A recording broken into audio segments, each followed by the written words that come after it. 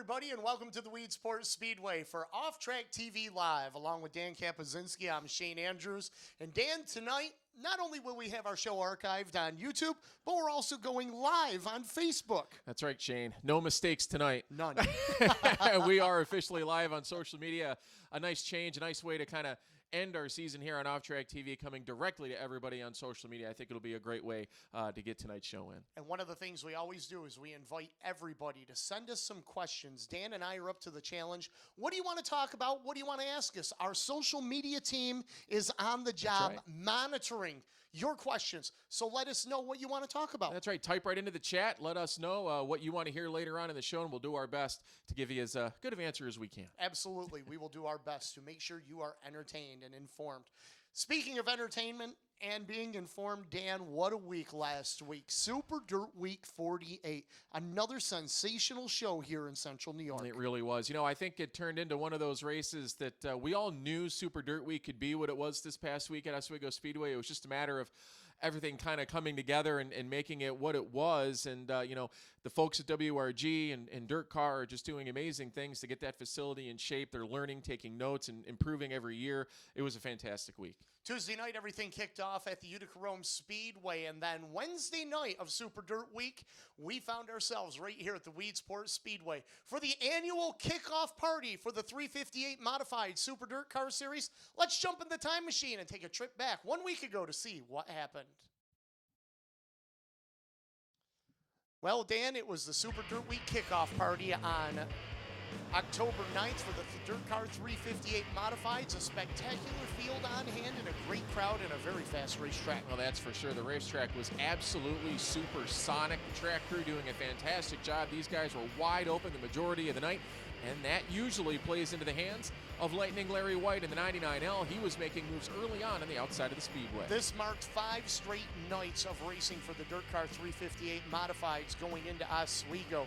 And here at the port, Lightning Larry White in that 99L and Mike Maresca in that orange 7M battling early on. They had a great race up front. Further on back, Jimmy Phelps in the 98H. Matt Williamson in that 6 machine was on a roll as well. He actually had to start from the rear of the field after having issues in his qualifying heat race. He was the driver everybody was keeping their eyes on. Started 29th on the grid, and with the field of 358 Modifieds here and the talent that we had, you might as well have just started him back in Rochester. That's how far he had to go. No kidding. He certainly had his work cut out for him, but that Bicknell machine was certainly stout on Wednesday, and as we would find out, it was going to be stout all week long, but he was really using the outside of the racetrack to perfection here early on, hustling guys like Jimmy Phelps and Billy Decker. This is the battle for position number 5, 6, and 7 with Ronnie Davis III in the 32R right in front of them. Decker's night, unfortunately, going up in smoke with that number 91. Yeah, the LJL Racing team was running into some issues early on in the week with their power plants. Larry White had blown an engine the night before at the Utica Rome Speedway. Fortunately, they were able to settle that out as the week wore on. Williamson was pedaling, going to the front. Here he's looking to grab the 3rd spot from Ronnie Davis III. Mike Maresca right there. Look at that move.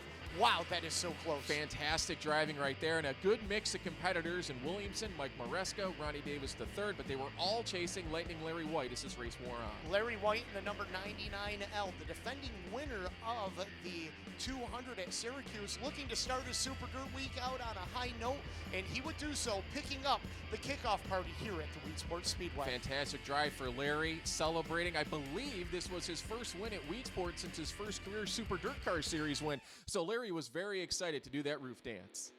And he was absolutely excited to get that win. And of course, it was his first win at the Weedsport Speedway since his big block race earlier in his career. So we're going to shift gears up to the Oswego Speedway with the Dirt Car 358 Modifieds. This is Saturday night. The Salute to the Troops 150. And Dan, wow, Mother Nature threw us a bit of a curveball. And it forced us in World Racing Group and Dirt Car to go to night racing here at the Speedway. And this 358 Modified race was a dandy. It certainly was. One of those situations where, you know, Dirt Car had to throw a bit of an audible here. They got all the racing in that they had to get in, and the racetrack was just absolutely phenomenal from the drop of the green flag on. Again, you see Larry White and Matt Williamson. They were the drivers to watch early on, battling with Eric Rudolph. Those 358 contenders showing to be the same here at Oswego. What started out with 86 358 Modifieds was dwindled down to a field of 40. And here we see Matt Williamson in that number 6, Billy Decker in the 91, the 31 of Lance Willicks, all doing battle. This was a dogfight from start to finish. Well, it certainly was. What this really shows is that when Oswego is on, when the surface is there, there's 3-4 lanes of racing. When this racing is done under the lights, we had a restart later on. Billy Decker was able to work his way up through the pack, and he just got a phenomenal drive as he works by the outside of the Williamson number 6 as Larry White gets out into the race lead. But these LJR cars were absolutely lightning when the lights went down. Eric Rudolph in that number 25 right there to challenge. He would follow in the tire tracks as we ride along right here with Larry White in the 99L and Billy Decker's teammate in the number 91. Decker going for the spot number 2 underneath him with 22 laps remaining while Eric Rudolph was leading. And, you know, at this point in the race, everybody thought Eric Rudolph was on cruise control and had this one in the bag. Yeah, this 150 lapper kind of had a tale of 3 different races, but it was Rudolph that was really leading the way throughout the majority of it. But Billy Decker, the wily veteran, was able to find the middle of the racetrack, really sailed that car in there with 14 laps to go on a restart, and was somehow able to roll around the outside of Eric Rudolph. And it was pretty much all she wrote from there on. You talk about a guy that does not give up from the start of a race to the checkered flag. It is this driver right here, the Franklin Flyer out of Unadilla, New York. Billy Decker picks up the win in the Salute to the Troops 150. This footage compliments of World Racing Group and Flow Racing that we're showing you. Decker climbing out of his potent ride. Well, he was happy in victory lane, wasn't he? Yes, He was so happy to get that $20,000 paycheck. It was great to see Billy back in victory lane and his first ever win at Oswego Speedway. Well, the Franklin Flyer starts out the weekend of big races at Super Dirt Week with the win in the Salute to the Troops 150. When we return, we're going to take a trip back to the Oswego Speedway and talk about the Dirt Car Sportsman, the Dirt Car Pro Stocks, and the Big Block Modifieds for their biggest race of the season when we return right here on Off Track Live.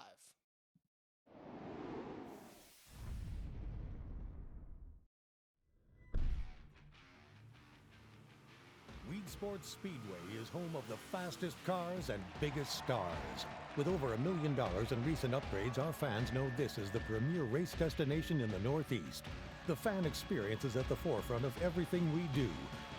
LED light shows, luxury suites, premium stadium seating, and a 27-foot HD video display to engage and entertain fans. And by the way, our fans, yeah, our fans kick ass. They are committed and loyal. They bring their families to races. They consistently engage with us over social media, on our website, and tune into our incredible productions airing on national TV and streaming online. This year features an exciting season of events. It's a blast to go fast. Want to talk to a growing audience and next-generation fans? Customized sponsorship opportunities make it super easy.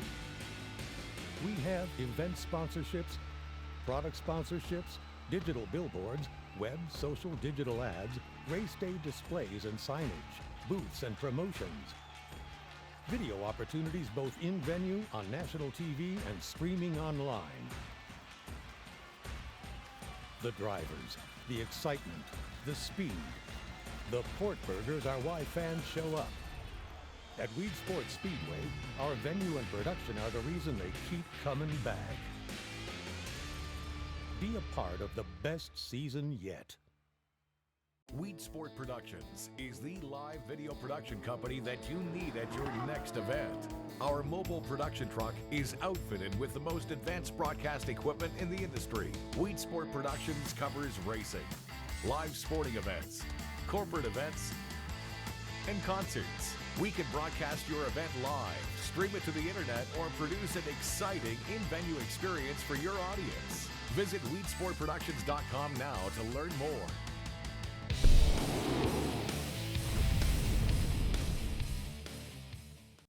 Welcome back to the Weedsport Speedway Off Track TV Live, here live on Facebook. Don't forget, like us, share us, whatever you kids do on Facebook nowadays. Let them know that we are out there. This is our final show of 2019. And Dan, we offer up anybody that wants to ask some questions, send them in. Our social media team is watching. That's right. You can drop it right in on the comments section. Give us a chat. Let us know what you want to talk about as we get ready to go through and cover some more great action from Super Dirt Week. That's right. We already took a look at the 358 modifieds from the Super Dirt Week show. But now we're going to shift gears, literally Sunday at the port, okay, or Sunday at Oswego, the Clay Palace. And what a difference in racetracks. Obviously, the weather threw us a curveball Saturday, and we raced under the lights, but Sunday was a different track. Yeah, Sunday, you know, the sun was out, the breeze was blowing quite a bit. It was going to be one of those situations. It was daytime dirt track racing, but the Sportsman show early on really had their eyes on a very nice racetrack. Nobody was disappointed at the end of these events. Let's take a look back at Super Dirt Week 48 from the Oswego Speedway. We're going to start things out with the Dirt Car Pro Stocks. They had a 50-lap soiree for the full fendered frenzy. And Dan, we got to tell everybody right off the top here, a record car count this year at Oswego for Super Dirt Week. 312 race cars went through inspection. Unreal. As you can see, the racetrack was already starting to slicken up just a little bit here by the time the Pro Stock race got on the racetrack. But yeah, Shane, more than 300 race cars to get through tech, and it was just incredible to see the turnout that we had all throughout the week. Well, that was race leader Tony Marcoux, who went around in a knot, and that gave the 0-0 of Josh Coonrat the lead in the 0-0, and the rest of the field giving chase. And doesn't matter whether it was at the mile or at Oswego, these Dirt Car Pro Stockers, when they come out, they have some beautiful looking race cars, but trouble here. We've got ourselves a parking lot in turn number one. Well, fortunately, a lot of the drivers in the back of this one did a good job of looking out ahead, didn't tear up too much equipment on that one, but you can tell the drivers were kind of struggling a little bit through the middle of the racetrack. There's more big contact here out of turn number 4. Right there, the 56 of Jay Fitzgerald sideways. Rick Duzlak, he hit him a ton. Both drivers were A-OK, and they'll race again. Cars will need to be fixed, but they're racing again. As Josh Coonrat, number 00, he will pick up the checkers, picking up his first Super Dirt Week Pro Stock win. Fantastic drive for Josh and that 0-0 machine. He did a really good job of adapting to the track conditions. You got to remember, these Pro Stock drivers were on the track mostly at night. They didn't see this racetrack a lot during the daytime. Josh Coonrad, our Pro Stock champion. Now we're going to go 75 laps with the Dirt Car Sportsman, and I know this division is near and dear to your heart, Dan. It certainly is. Watching these guys go 75 laps around Oswego is certainly something special. Actually, 75 laps at Oswego longer than the race at the mile. But I'll tell you, Shane, a driver that had a heartbreak in this one, Addison Bowman in that 12 machine, a high schooler out of Mexico, New York, qualified 3rd fastest, but unfortunately the engine let go in that car early on. Robert Delormier in the black and red number 1 will give up position number 2 to the 20K of Kyle Inman, who's been on a rail the last couple of weeks. As we watch this battle here, that's Kevin Root in the 34 and Matt Janzik in the 25. Matt Janzik in that Tommy Juno machine, that 25 car, after Matt had wrecked his car at Utica Rome Speedway earlier in the week, putting on a fantastic drive, getting out in front in this one. But Kyle Inman, he started back in the 7th spot, didn't qualify as high as he would have liked to.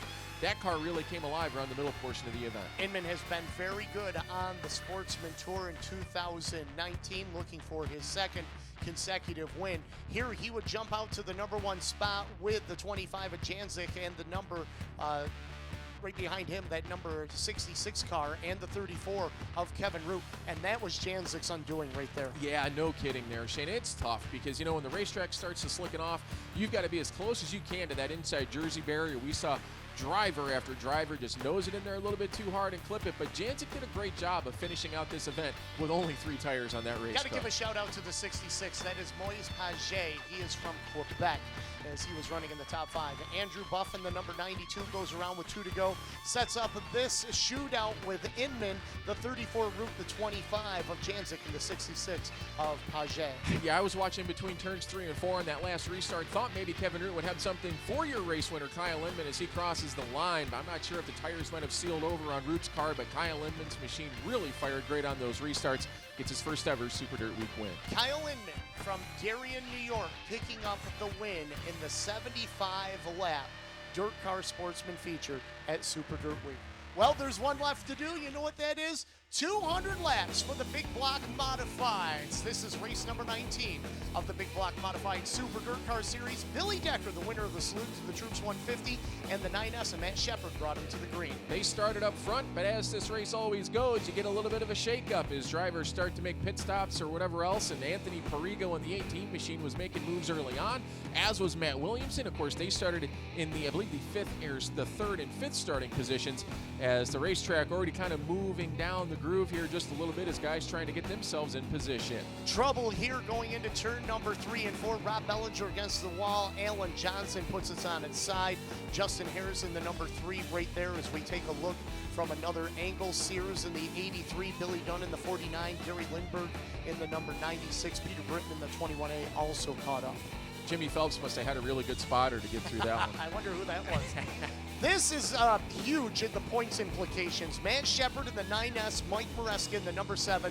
They bang going into turn number 1. You can see Maresca slowing and the damage on the 9S is Shepard. Yeah, that was one of those situations there, Shane, where the track was kind of becoming one lane. You had to take advantage of that first corner when you could. Shepard tried to get in there, and unfortunately that right rear contact was able to bend some suspension on that car, knocking Matt out of this event. And he's now 10 points in the rears in the points. Mike Mahaney and the 14 Orion Watt got together, and Mahaney, unhappy, decided to do his late workout on the 10 of the 14W as he unhappy with the driver out of Boyertown, Pennsylvania. Green lights back on with 30 to go. Matt Williamson in the number 88 machine as he is being chased right now. Ryan Godown, Chris Heil in the number 5H. A sensational run for him. I was going to say a great shout out for Chris Heil, but here on the last lap, Williamson running away. Brett Hearn tried to make a high side move on Anthony Perigo. That gave the lane to Tim Fuller to move up into the 3rd spot. Perigo runs out of juice down the back straightaway. Fuller to 2nd, Hearn to 3rd. Wow, Matt Williamson picks up the win in the Billy Whitaker Cars $250,000 in his bank account. I think if we rewind the clocks a little bit, Danny Kay may have called that. Yeah, that's right. I'll tell you, those guys have just been phenomenal on the Super Dirt Car Series as of late. Matt Williamson and that team just really hitting their marks. He ran one of the smoothest races you're ever going to see in a big block modified. Matt Williamson giving Buzz Chu their biggest win behind the wheel of a big block modified, picking up the Billy Whitaker Cars 200. And we talked about the points implication with that incident with Matt Shepard and Mike Maresca. Shepard came in as the points leader, but now after Super Dirt Week, Matt Williamson has a 10 points lead with 3 races remaining. Well, it goes to show you can have a big swing when there's 41 race cars on the racetrack, and with Matt dropping out early on like that, Williamson was able to take advantage. He's going to go to Canada this weekend, the Brockville, Ontario Speedway, for their big 100-lap event as a 10-point leader before going down to Charlotte to finish the season. We might have picked Matt Williamson to win the race. I don't think we ever would have imagined that the points table would have changed like it did, however, going to Canada this weekend. Well, let's talk about that. Not only at Brockville this weekend, but also at the Can-Am World Finals in Charlotte coming up in November. And that's the 7th, 8th, and 9th, by the way. 2 races down there. Both Matt Williamson and Matt Shepard have won that event before. Now, what makes Williamson's run so spectacular? 13 top 10s in a row. 5 top 10. Okay, and now we're going to get into the top 5s. He has 7 straight top 5s, including 3 wins in the last 4 races on the tour. So pretty impressive for Matt Williamson. It really is, and a perfect time to hit his stride as we get ready to finish this season up. You know, you talk about guys that are on streaks and get runs going. We saw, obviously, Matt Shepard to start the season. Eric Rudolph seemed to own the middle portion of the season before Matt Williamson now comes into a tear of his own. It's going to be interesting to see in these last 3 races. I can't wait. I am excited to see. We are going to have ourselves a champion crowned in Charlotte at the World Finals for the Big Block Modified Super Dirt Car Series. When we come back, we've put you to the test to send us some questions. Let's see what you've got for us when we return right here on Off Track Live.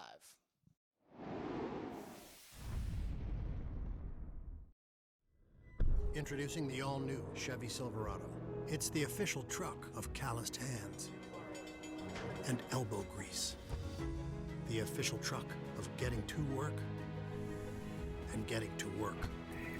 Of late nights and date nights. It's the official truck of homecoming and coming home. The all-new Chevy Silverado. The strongest, most advanced Silverado ever. It's the official truck of real people. This is 95X. Alternative rock.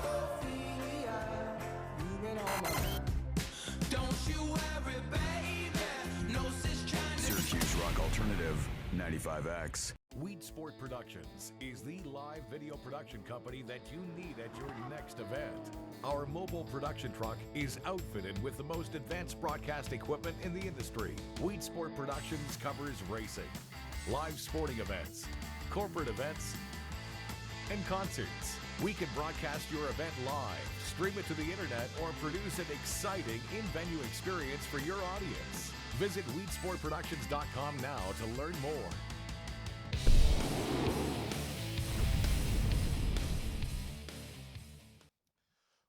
Welcome back, Off Track TV Live. He's Danny K. I'm Shane A. And we've got ourselves our final show of 2019. Dan, it has been an absolute treasure and a blast working with you this year. Well, you too, Shane. Obviously, it's been chasing you around for a lot of years, watching and listening to races. So it's cool to be up here with you and having an opportunity to do this. And I think this is something that as more of our viewers tune in, share programs like this, let people know that this is something that you want to see. We can do more of this in 2020. We just need your support at home. That's right. All we need you is to follow us and check us out. Facebook Live here tonight. Well, we did ask you fans to give us some questions and challenge us. Now, we didn't get any questions, but we did get some comments that I think we need to elaborate on, okay? Craig Kingsbury wants a promoter's option with Shane Andrews. What is that?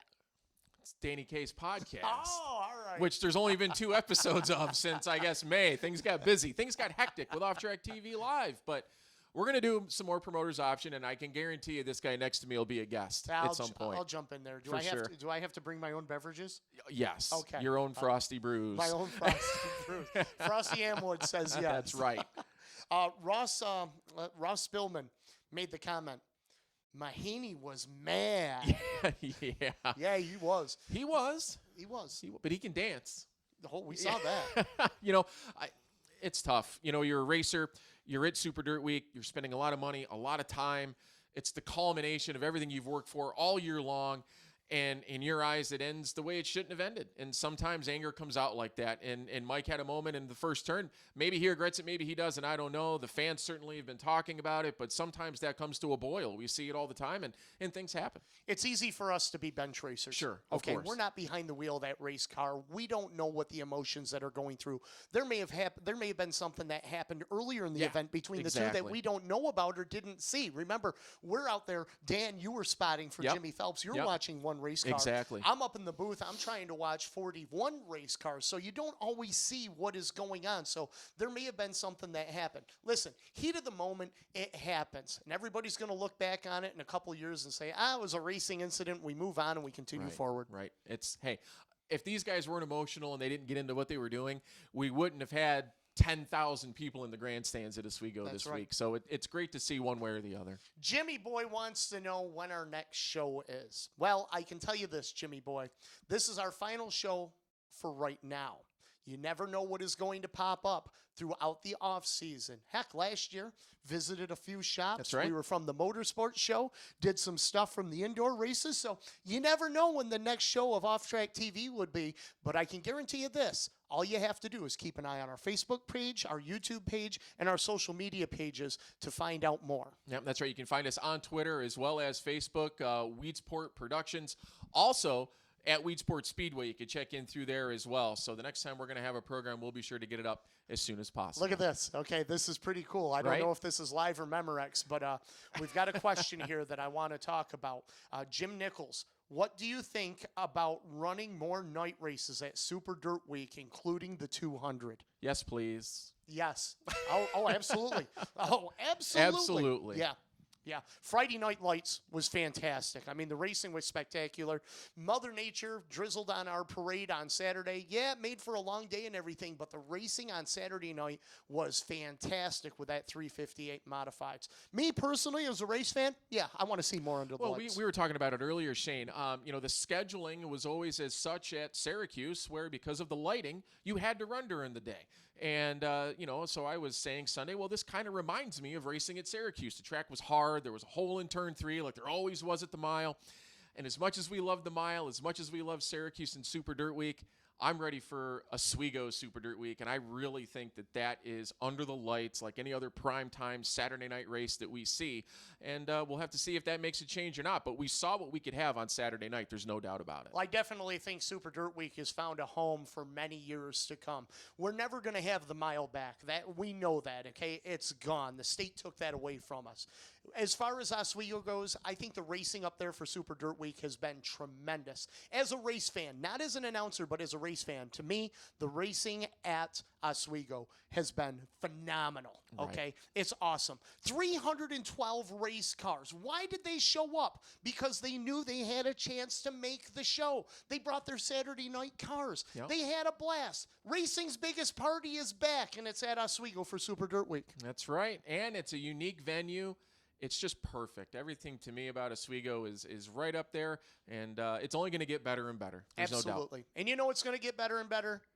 Next season, right here on Off Track TV Live.